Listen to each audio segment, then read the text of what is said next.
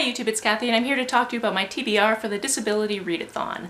I know that this TBR is coming out a little bit early because this readathon takes place all throughout October, but I wanted to boost it, so I wanted to tell you about it as soon as possible so you could possibly participate. I will leave the website link down below as well as information about the hosts. There are challenges for this readathon and they're split up into 5 different categories, and the idea is to read from one of each of the categories. Each of the categories have 4 different challenges that you can choose from. What I really like about this is some of the challenges aren't reading a book, they're doing things like listening to a podcast or reading a Twitter thread. This was done to be more inclusive because depending on a disability you might not have the attention span to read 5 books in a month. I've picked my challenges from each of the 5 categories and I've picked books to go with each of those challenges, so let's get to them. In category 1, I went with a book with your favorite color on the cover, and for that I chose the Disturbed Girls Dictionary. This is an audiobook that I will be checking out of my library. Which, now that I've read the synopsis, might not be the best way to consume this, but we'll find out. What I know about this is the protagonist has been declared disturbed by her school. I know that her family life is very rocky, there's a lot of different things going on there,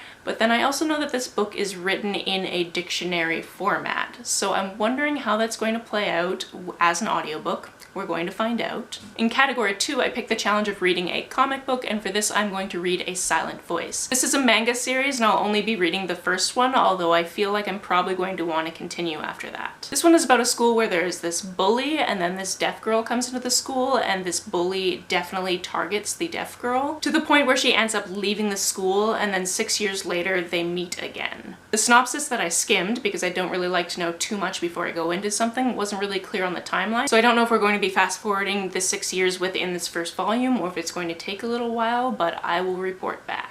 The challenge I chose for the 3rd category is a character with a physical disability, and for this one I'm reading Run by Coda Keplinger. This features a girl from the wrong side of the tracks who is the best friend of a blind girl who is very protected by her family, and then all of a sudden needs to get out of town, and they go on this epic adventure, and I think the cops are following them and I don't know why. I also think this might include a romance at some point. Again, I don't really like to read the synopsis because I like to go in not knowing what's going to happen. The challenge I chose for the 4th category is character with chronic pain, and for this I'm going to read a duology that is very beloved on booktube that I have never read before, but I recently won the 2nd book in a giveaway, not realizing it was the 2nd book, so I have purchased the 1st book and it's on its way to me, and that is Six of Crows and Crooked Kingdom. Again, I don't know too much about this duology besides there is a character with chronic pain. I know that there are some queer characters, I know it focuses around 6 characters, and I think there's a heist element. All I know is it is highly beloved by the book community and that I should just get around to reading it, so this is a very good excuse to do so. Finally, the challenge I chose for the 5th category is to read a middle grade book, and for this one I'm going to read After Ever After. This is technically the 2nd in a series, but it doesn't seem like you need to read the 1st book to really enjoy the 2nd book. From my understanding, it takes place 8 years later and follows a different protagonist. This follows a 13-year-old boy who is in remission from leukemia but has brain and nerve damage from all of the years of radiation and chemotherapy. All I really know is this book won a very big middle grade award in 2011, so I figured that